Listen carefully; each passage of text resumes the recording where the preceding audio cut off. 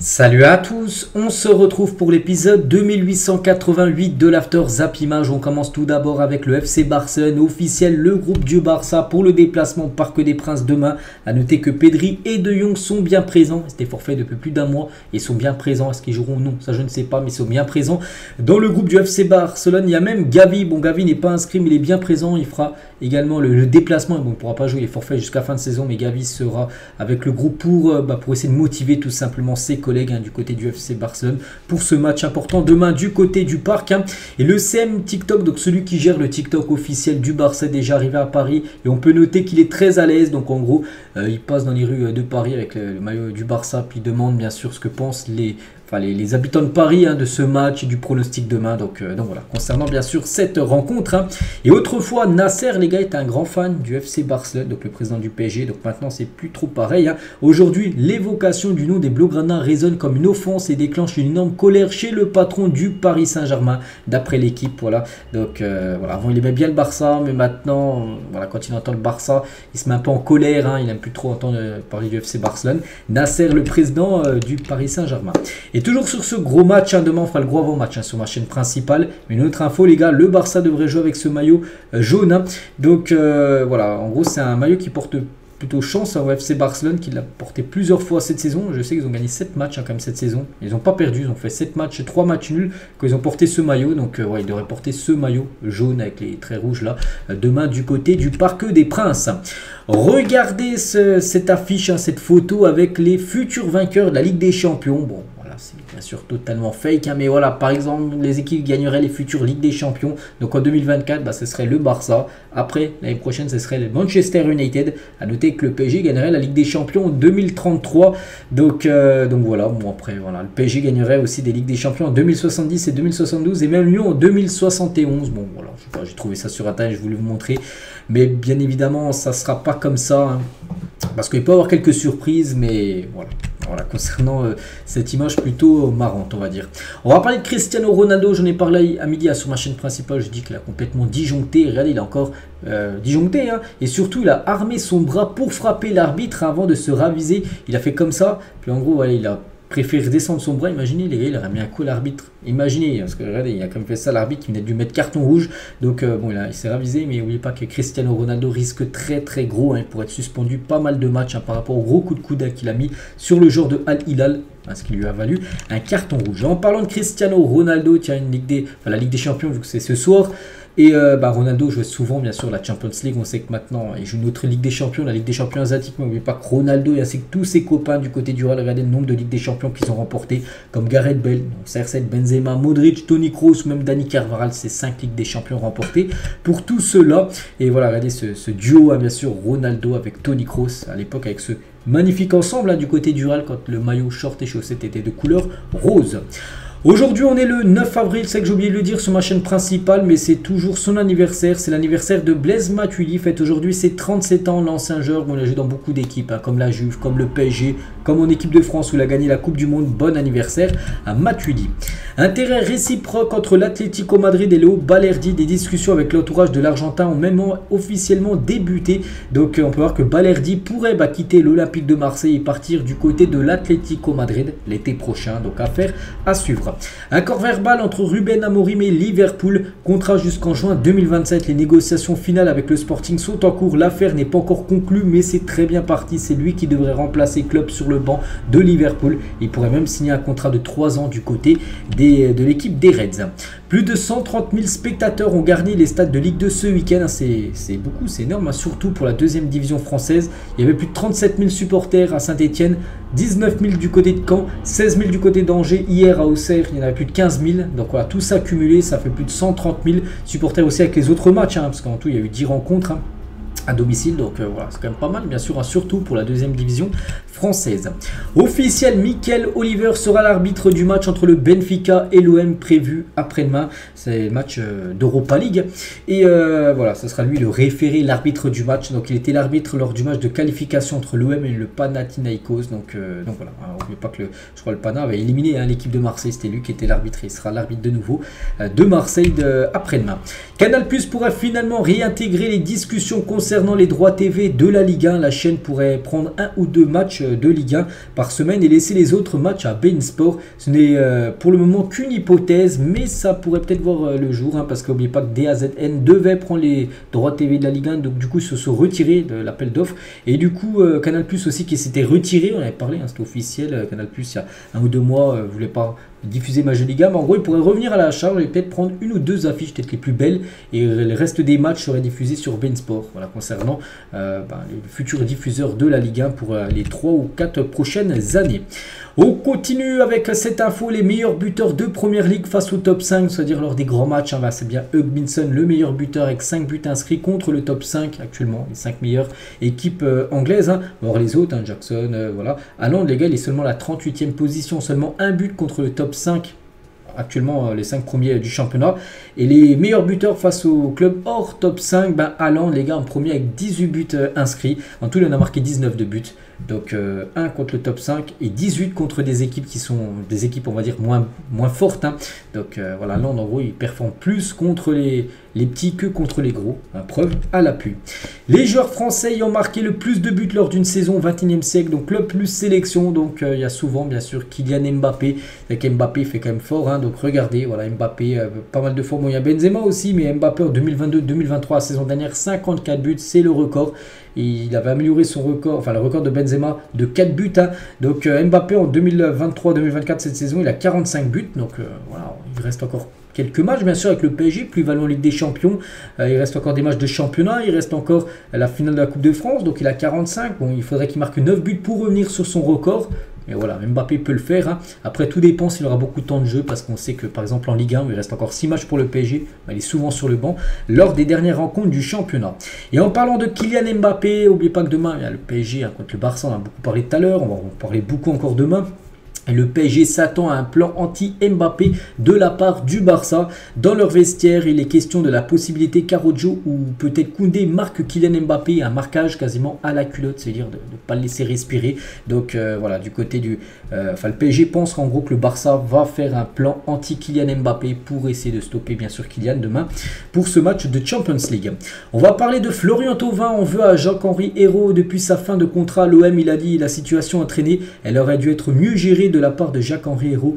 On aurait dû trouver une solution à ce moment-là, même si je pense que c'était déjà bien trop tard pour la trouver. J'étais libre depuis le mois de janvier. Je pense que la question contractuelle aurait dû être réglée bien avant, pas au mois de janvier, mais 1 an ou 2 ans auparavant. Est-ce que j'aurais dû aller dans un grand club? Certainement, je pense que je le méritais après avoir quitté l'OM. Donc je sais plus, il est parti je crois au Mexique ou je sais plus où, mais pour lui, il aurait mérité d'aller dans une très grosse équipe, hein. Je me souviens qu'à l'époque, Milan AC par exemple était intéressé par Florian Thauvin.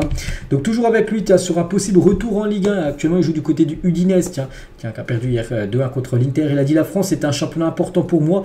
Je suis français et il me manque pas grand-chose pour atteindre les 100 buts en Ligue 1. Donc c'est vrai que j'aimerais revenir pour atteindre cet objectif, les 100 buts inscrits dans le championnat français. Mais ce qui est tout aussi vrai, c'est que je me suis ouvert à un peu plus de perspectives, hein, maintenant. Pourquoi pas rester en Italie un peu plus longtemps? Donc ouais, en gros, c'est pas trop ce qu'il veut faire, hein. Toujours avec lui, ce que j'ai réalisé durant 3 saisons de suite. Certains joueurs ne l'ont fait que pendant 6 mois. Avant de partir dans des grands clubs, moi j'étais régulier international français, champion du monde, hein. Voilà, il revient sur aussi sa carrière qui est belle, hein. Il a quand même gagné la Coupe du Monde, même si je ne sais même pas s'il avait joué lors de la Coupe du Monde 2018. Il a dans son palmarès vainqueur bien sûr de ce mondial, hein. Et le téléphone n'a pas beaucoup sonné ces dernières années depuis que je suis de nouveau titulaire, que je recommence à marquer, à être décisif. Il sonnait un peu plus, hein, voilà, pour savoir ce qu'il va faire la saison prochaine. Mais ce n'est plus la peine de m'appeler parce que je ne décrocherai plus. Voilà. Je crois que c'est la dernière déclaration de Florian Thauvin. Donc voilà ce qu'il dit. Bon, il ne serait pas contre un retour, hein, du côté du championnat français. Une photo iconique, c'est-à-dire une photo un peu collector avec 2 anciens très grands joueurs, bien sûr, hein, Didier Drogba et Samuel Eto'o lors d'un Côte d'Ivoire Cameroun. Le Stade Malherbe de Caen et le Bayer Leverkusen seraient en discussion pour établir un partenariat autour de la post-formation. Donc les discussions auraient émergé dans le cadre des négociations autour du transfert avorté de Gomis l'été dernier. Les détails de l'accord seraient en cours d'élaboration avec des plans pour créer des passerelles entre les deux clubs. En gros, s'échanger les meilleurs joueurs. Voilà, peut-être les meilleurs joueurs du centre de formation du Bayer Leverkusen, au lieu qu'ils aillent tout le temps sur le banc, qu'ils partent, hein, du côté de Caen. Un club de Ligue 2, voilà, en gros il y aurait pour un partenariat entre le Bayer Leverkusen et le Stade Malherbe de Caen. Regardez cette photo de ce supporter de Chelsea qui est très content, hein, du 4-3, c'était la semaine dernière, souvenez-vous. Et en gros il a fait un flocage. 4-3 tout simplement, voilà, avec le triplé de Cole Palmer. N'oubliez pas qu'il avait inscrit un but à 90 plus 10 et 90 plus 11 et Manchester avait pris une remontada en toute fin de match. Des nouvelles, tiens, d'Arda Turan qui vient de connaître son premier gros accomplissement en tant que coach. Son club DU Sport, qui l'entraînait depuis tout juste un an, vient d'être promu en Super League la saison prochaine. Donc là, il était coach d'une équipe de 2e division turque. Et en gros, c'est officiel, il monte la saison prochaine en première division de Turquie. Arda Turan, donc voilà, c'est bien, bien sûr, hein. C'est sa première grosse expérience, on peut dire, en tant que coach, et c'est une réussite avec une montée pour l'ancien joueur de l'Atlético ou même du FC Barcelone. Joe Cole tient sur Kevin De Bruyne, c'est le parrain des milieux offensifs du football mondial, hein. Je pense toujours qu'il est le meilleur à son poste, qu'il est au-dessus de tout le monde, et j'inclus même les Lampard, les Scholes, Gerrard et vraiment tout le monde, et pour lui, Kevin De Bruyne est au-dessus des autres, là, de Scholes, Gerrard, Lampard, hein, qui est le dessus, peut-être même le meilleur milieu de terrain de l'histoire du football. Tiens, on va parler d'un autre milieu, c'est Casemiro. C'est Casemiro à l'époque du côté du Real, hein, il gagnait match sur match, quasiment trophée sur trophée. Maintenant à Manchester, c'est très compliqué, il le dit, hein. Ne pas me battre pour les titres, c'est ce qui me dérange le plus, avoir 20 points de retard sur la première place. Parfois, je n'arrive même pas à dormir à force d'essayer de trouver des solutions, parce que c'est vrai qu'au Real, comme j'ai dit, il gagnait pas mal de trophées, des Ligues des Champions, tout ça. Et du côté de Manchester, voilà, Manchester, je sais pas, ils sont 6e au classement, ils gagnent quasiment rien. Manchester, ils sont à 20 points de la première place qu'Arsenal. C'est pas possible, hein, pour un joueur aussi compétitif que Casemiro. Donc après c'est à lui, hein, il se doutait de toute façon que Manchester, quand il est arrivé dans cette équipe, c'était une équipe en difficulté. Il aurait peut-être dû rester bien sûr du côté du Real, comme peut-être, hein, Karim Benzema.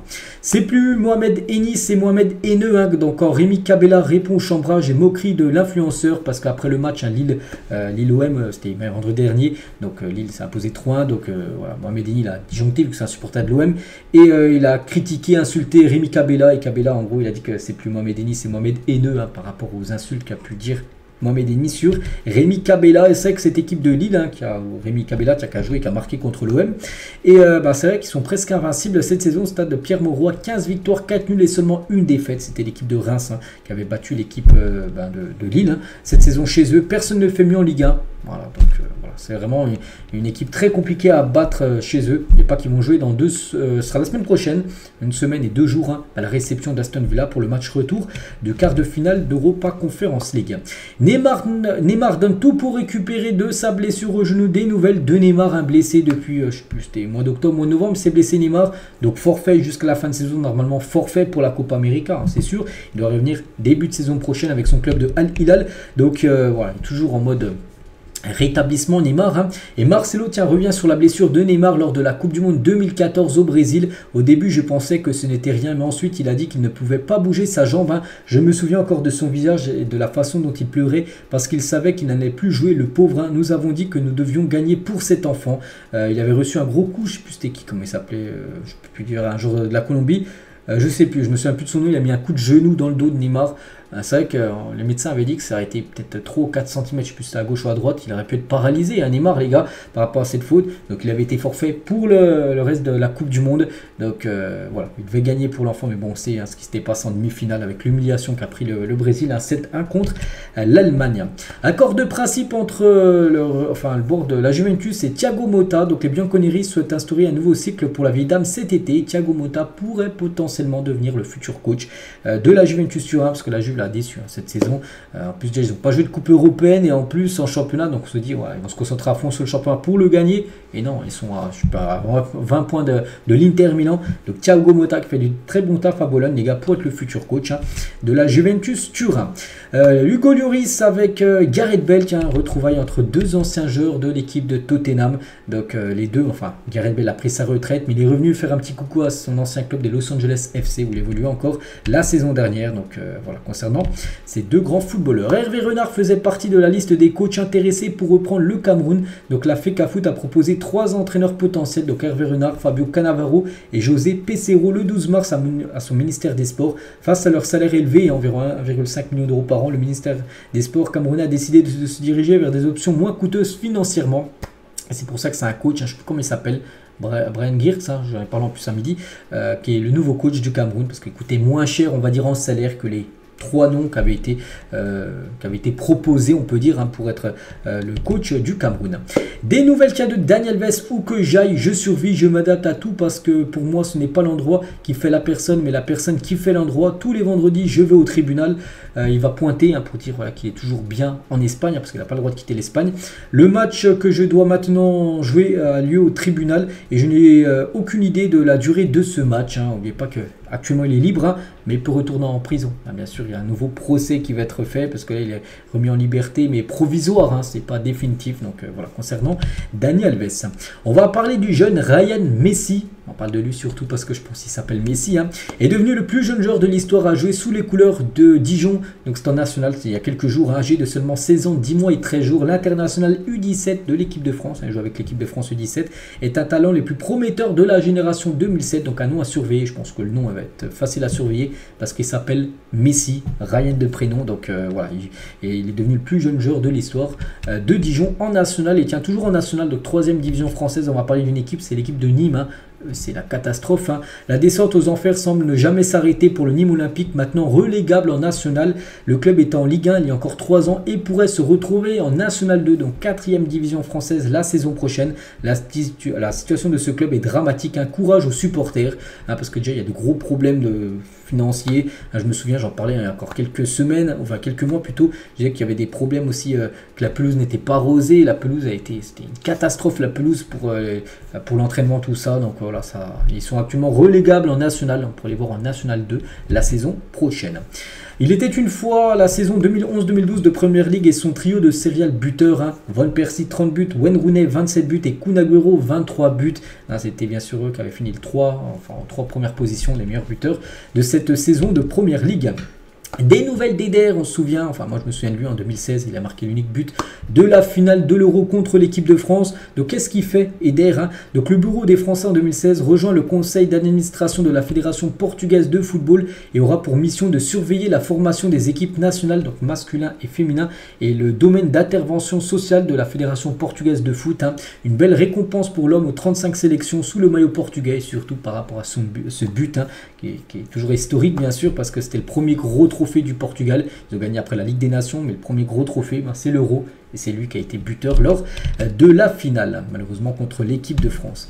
Les supporters de Schalke 04 ont réalisé un énorme tifo en parkage alors que leur équipe évolue à l'extérieur. Regardez, c'est fou, regardez, c'est des matchs quand même de 2e division. Regardez le public, guichet fermé, les gars, les stades, c'est des stades à 60 000 places pour des rencontres de 2e division. Bon, tout à l'heure on parlait bien sûr aussi qu'en Ligue 2 il y a eu pas mal de monde sur ce week-end, mais là-bas en Allemagne c'est tous les week-ends. 2e voire même 3e division, les stades sont quasiment guichet fermé. Donc voilà, magnifique tifo de Schalke 04. N'oubliez pas que Schalke 04 mais pas au mieux. Et aussi les gars risquent, on parlait de Nîmes qui pourrait descendre, et aussi les gars ils pourraient descendre en national, donc 3e division allemande, parce qu'actuellement ils sont très mal classés. Énorme frayeur pour les Kita, donc leur jet privé a dû subir un atterrissage d'urgence hier. Les raisons restent pour l'heure inconnues, donc il y a eu un problème avec l'avion. Ils ont dû atterrir très rapidement parce que voilà, pour éviter un drame bien sûr. Donc heureusement tout s'est bien, leur jet a pu atterrir, mais voilà, ils ont eu une grosse frayeur. Moussa Sissoko, tiens, qu'on parlait de Nantes, Nantes contre Lyon, c'était dimanche, et Moussa Sissoko en colère après la rencontre face à Lyon hier, donc c'est avant-hier, une fois encore des décisions contre nous qui changent le game, donc le match, avec par exemple Lacazette qui prend pas carton rouge sur le gros coup de coude qu'il a pu mettre sur le joueur du FC Nantes. Regardez le 11 type du week-end en Première Ligue selon WoScored, donc voilà, tous les joueurs qui ont le plus performé. Kevin De Bruyne, un doublé, une passe D lors du match contre Crystal Palace, il est dedans. Luis Diaz, un côté Liverpool, ou par exemple Watkins, ou même Kai Havertz, qui a été buteur lors du match des Gunners du côté de Brighton. De nombreux joueurs ne seront pas retenus par le Bayern Munich cet été. Voilà, seuls 5 joueurs du Bayern sont intouchables. Matistel, intouchable, Pavlovic, Manuel Neuer, Thomas Müller et Harry Kane, c'est les 5 joueurs qui sont sûrs de rester au Bayern. Sinon tous les autres, que ce soit Kimmich, que ce soit peu importe le joueur, en gros pas Mécano, tout ça, Mathis de Ligt, ils peuvent tous quitter l'équipe du Bayern Munich en fin de saison. Parce que c'est vrai que le Bayern, là, avec la saison catastrophique, ils vont peut-être rien remporter, On va faire un grand ménage, hein, on peut dire, pour la saison prochaine.